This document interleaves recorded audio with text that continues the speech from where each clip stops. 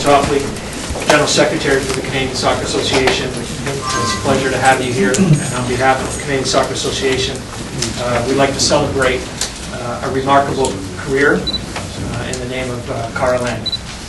So thank you for joining us.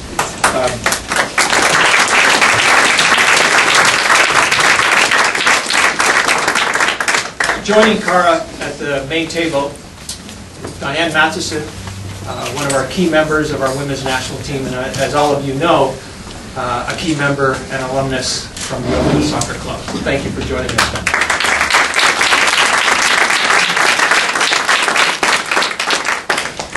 Also at the head table, the technical director for the Oakville Soccer Club and a former captain of the men's national team, Jason DeVos.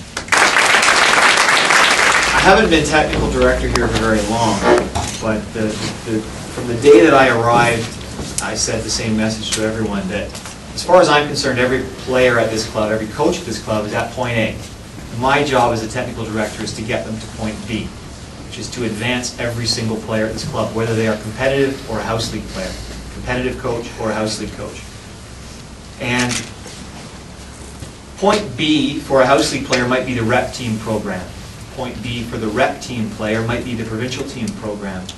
For the provincial team player, rep B might be the national team. And for a very, very small percentage of players, point B might be the level that Cara Lang played at, the highest level, international level. And not only to play at that level, but to excel at that level and be considered one of the best players that's ever played the game for the women's national team. I think that that is an incredible achievement for any player, and Oakville Soccer Club is very proud to be able to associate its name with Cara Lang and Diana Matheson and other players who have got to that level. I'll read first the message from Carolina, who can't be here today. She's in Europe presenting the Ballon d'Or for FIFA. So this is from Carolina, and it probably sounds better in Italian, so apologies if I don't do it right. On behalf of the entire staff, first of all, I want to thank you for having contributed to this fantastic and emotional 2010, a year full of satisfaction and success for the women's national team. Second, but not least important, I wanted to express all of our professional satisfaction for having had the opportunity to work with such an extraordinary and extremely professional athlete. The courage you demonstrated in making such an important decision can only increase how much we all value and respect you.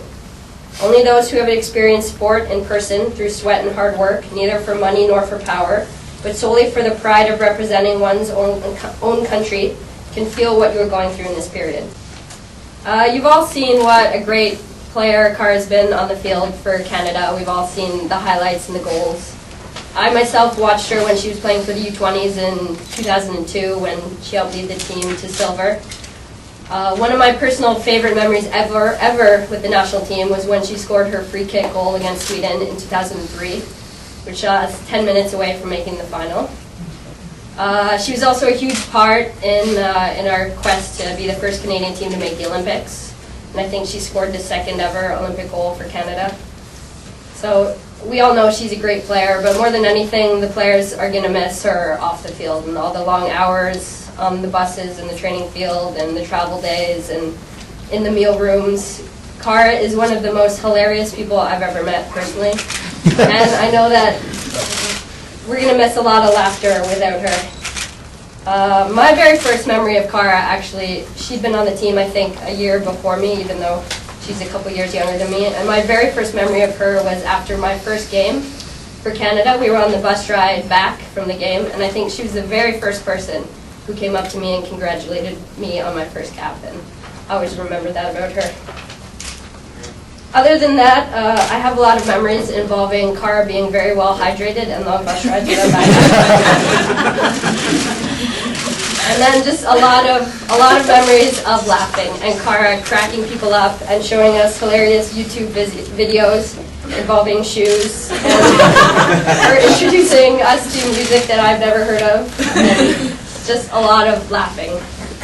Cara is definitely one of the most hilarious, kindest, spontaneous people I've ever met, and camp is definitely going to be a little quieter and a little more empty without her there.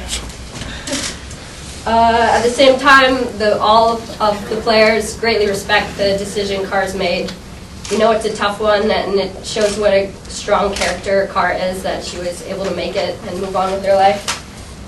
We wish you all the luck in the world, and we know that she's such an amazing person. She's going to have success in anything she chooses to do.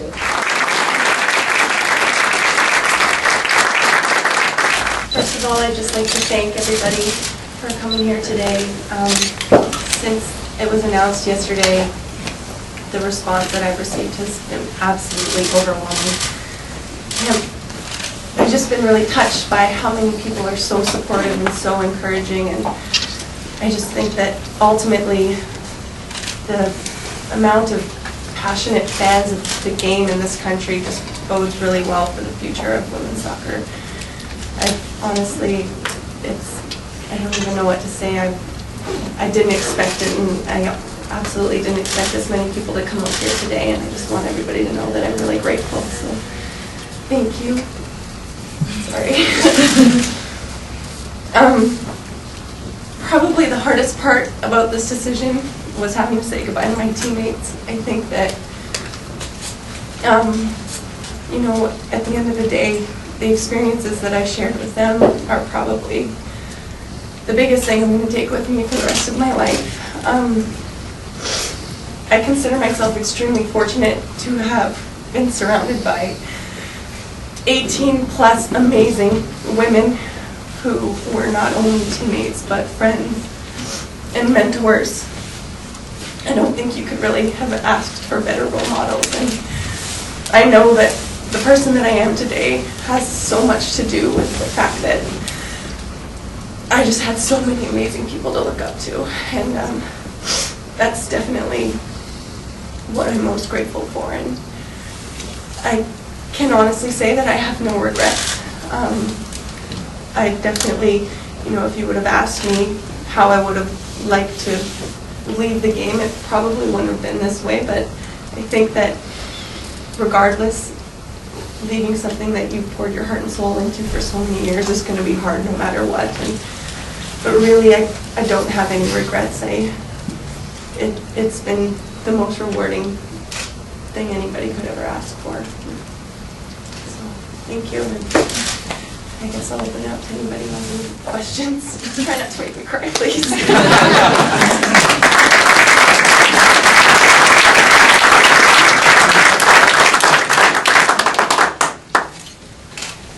Cara, when did you realise that you only had one decision to make? How long has this decision been coming? Well, it's something that I've been thinking about. Well, I've been trying not to think about it because I was so determined to come back healthy and be back for the World Cup. And then when we were in Brazil, I met with the team doctor and we kind of reassessed my situation. And as soon as talk of knee replacements at 35 and just arthritis for the rest of my life, you know, as soon as those talks started happening, I kind of really started to consider what was ahead of me and what my options were. And at the end of the day, it was a matter of choosing my health and my happiness first. So from the decision from the medical advice to actually making the decision to retire, how big of a jump was that? It wasn't that big. I mean, I think that it was kind of, it was something I'd been thinking about, and then when I heard the confirmation from the medical staff of what, you know, the reality was, I think that it was almost an obvious decision. Does it make it harder because the World Cup is 6 months away? I mean, I'd be lying if I said that it didn't. I definitely wanted to try and stick it out, and of course it would have been nice to end my career with the World Cup win, which, I mean, I think it's, especially now that I'm not on the team, I don't have to worry about, you know, coming off overconfident or cocky, because I definitely think that there's a chance for this team to do that. I have all the faith in the world in where this program is going. And so yeah, it's a little bit unfortunate, but it is what it is, and I think my career was everything that it was meant to be.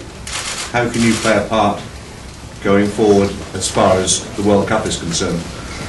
I don't know for sure what what I'm going to do, but I would like to still be involved in some capacity. I mean, their fight is always going to be my fight. You know, I may not be on the team anymore, but I'm still extremely passionate about growing the women's game in Canada and whatever I can do to contribute to that ultimate goal. I'd like to do a meeting with Carolina in February, and we're going to discuss some options of how I could possibly be involved.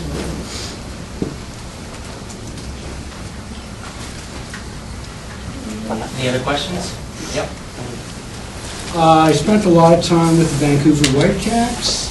Are you going to be staying in Vancouver, or are you living in Vancouver right now? I'm not living in Vancouver at the moment, no. I have spoken to a few people with the Whitecaps, and as I said, I'll be looking into some opportunities out there with the club, but I mean, as far as playing, I won't be What was playing. their reaction with this announcement? I don't, I mean, I think that a lot of people were surprised in some ways, but then in other ways, people that were close to me and have known what I've been going through in the past year, they understood for sure. Yep, right. What was your most memorable moment in your career?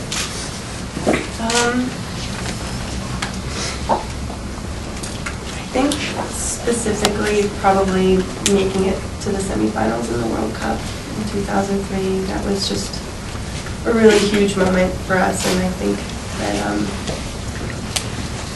it was extremely unexpected, and it kind of gave us an idea of what we were capable of and what was possible. And for the first time, we realized that we could compete with the best teams in the world.